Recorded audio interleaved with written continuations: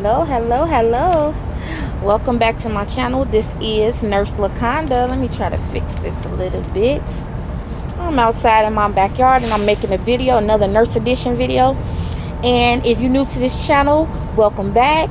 My name is Laconda and I've been a nurse for 18 years, and I'm trying to help people that was in the same position that I was in 18 years ago. And what I've heard, things have not changed that much. I talk to nurses students all the time, and from what I hear, things haven't really changed. Let me put my mic on. I might not be able to be heard here. Got my hustler shirt on, yes. So welcome back, but stop what you're doing right quick and please subscribe to my channel. Please like this video. Please help me get out there. I just want the last video I made, and I was just talking about what you need to do before you get into nursing school, the things you need to do, what you need to get out the way, because when you get in nursing school, you're really not gonna have time to focus on that other stuff. So I was kind of letting you all know some of the things you need to do to get prepared, because like I said, when you get in the program, you're gonna have to be focused and you don't need all those distractions. But during nursing school, we're gonna talk about during the nursing program, how to pass your test and things like that. So I talked about in my first video of this nursing edition, discipline. You have to be disciplined. And then the second thing, as you get in nurse school, you get in that first semester, you getting your feet wet, then that critical thinking gonna have to start to play a big role in your learning process. You're not gonna be able to think like you did when you took your prerequisites. You're gonna have to put that little thinking cap on, and you're gonna have to start critically thinking. I mean, breaking down the questions and critical think from all type of aspects. But how to study for nursing school? First, understand what type of learner you are. How do you learn? That's the first thing you need to do when you get in nursing school, to start passing your tests. And look, if you fail a test in nursing school, the best of them have, okay? Don't take it so personally. Don't put yourself down. Just do better the next time. Yeah, so I know when people fail, they just think the world is over. You think I failed and I'm a nurse? My friends failed and they nurses. I mean, you're gonna fail a test or 2 or 3. Hell, you're gonna fail some tests, okay? But don't give up. That's what's gonna make you better. But what I need to say is, go to your nursing department. What's that? The nursing lab, nursing tutors. You know, if you need help, go to people. Let your instructors know that you are serious and you really want this. I'm telling you, that's what it takes. I know sometimes people, to get to school, they running out the door. Stop at your nursing lab a day or 2. Let the people in the nursing lab know who you are. I don't know how that goes at certain schools, but I know at the school, and I heard some schools do have nursing labs. I don't know if all schools have nursing labs. Correct me if I'm wrong. Leave it in the comment section. Do all schools have nursing labs? I don't know. But ours did. And go to the nursing lab. See what resources you have in the nursing lab. Take advantage of all the resources that you have. Please do. Before you come to class, please read your lesson. Don't wait till you had a lecture. Read that lesson before the lecture, because it's all going to make sense. Then some of the concepts that you might not understood when you read the lesson, it's going to kick in. Have your syllabus printed out before you go to class. Have that printed out. Even take some notes after you read the lesson. Before you even hear that lecture, be prepared. Preparation is the key to passing nursing school. Read the lesson before the lesson is lectured on. That is very, very important. I think I talked about that in my last video that I made. I'm not sure, but if I didn't, please read the lesson before you go for the lecture. Before you go to class, read the lesson. When you're listening to the lecture, don't take as many notes. Try to listen to the lecture, because when you take notes, sometimes you lose something that the instructor has said and you can't get that back. You know, I used to record the lectures too. I used to record the lectures so when I got home, I could go ahead and take my own notes. off of what I've recorded. I used to have, I don't know how you all do it now. This is new school, you know, because I'm a paper girl. Even to this day, I'm still a paper person. But my kids, they iPad people. My kids, my daughter, she take all her notes on her iPad, and it be so neat.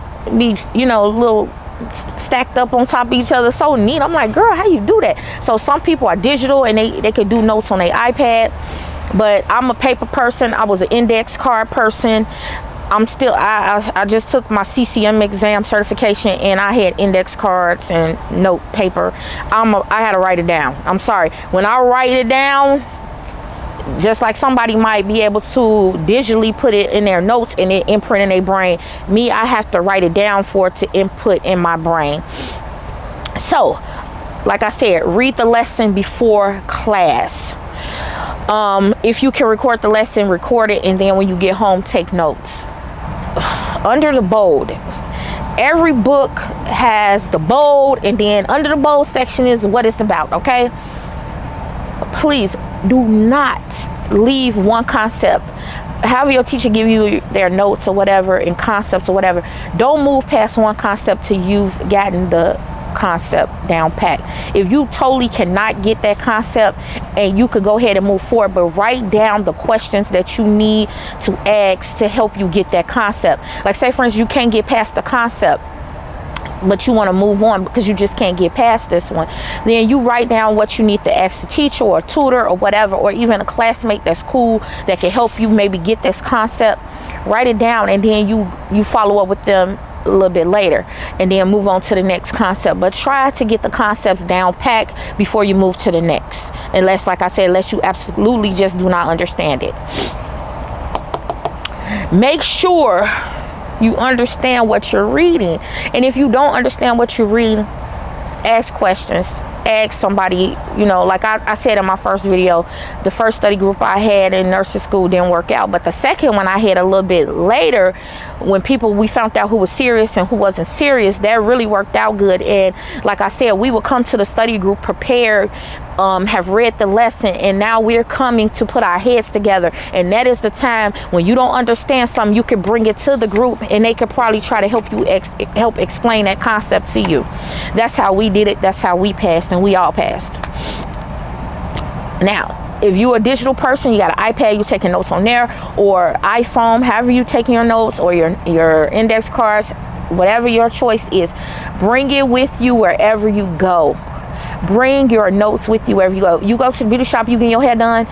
I know people like to gossip and talk stuff and shoot the breeze in the hair salon with their people. You're not going to be able to do that. You need to be studying. Everywhere you go, you need to be studying. If you at the nail shop, and you sitting there relaxing, getting your feet done, look at your notes. Look at your notes. I said in my first video, the way I pass all tests, like I just said in April, I just passed my certification for my case management certification. It was just like taking the state, well, I haven't took state boards in a long time, but it felt like it was just like taking the state boards again, because we did the same thing. You had to go down there and get wanded up, go sit down and put the thing on and take the test. But anyway, I have to recall the stuff in my head. I have to be able to speak it out loud. Ain't nobody paying no attention to me, so I'm talking to myself. I don't care. I have to be able to say the concept out loud. So if my potassium is under 3 or whatever, you know, I'm just giving you an example, you know, that's hypokalemia. I'm just saying. That's how you understand. I mean, I have to be able to verbalize this stuff, recall it in my head, and verbalize it out loud. That's how I understand concepts. I understand by being able to speak it out into existence. If I could talk about it and hold a conversation on it, I got it. If I can't talk about it, I can't hold no conversation about it, I don't got it. So recalling is the way I get it. I have to, you know how you look at your little flashcards or your iPad or whatever, you're looking at your notes, then you put it away. Now you don't have nothing in your face. It's gone. Now you could be able to say, oh, that concept is this, that, and the other. Okay, now, you know, that's how I know I got something. By being able to not look at anything and being able to verbalize it verbatim Well, not verbatim, but verbalize the concept out loud. Speak it out. Speak it into existence. That's how I get it. So that might not be everybody's cup of tea, but I'm telling you, every test I take, exam, that's how I do it, and I've been passing. I'm just letting you know.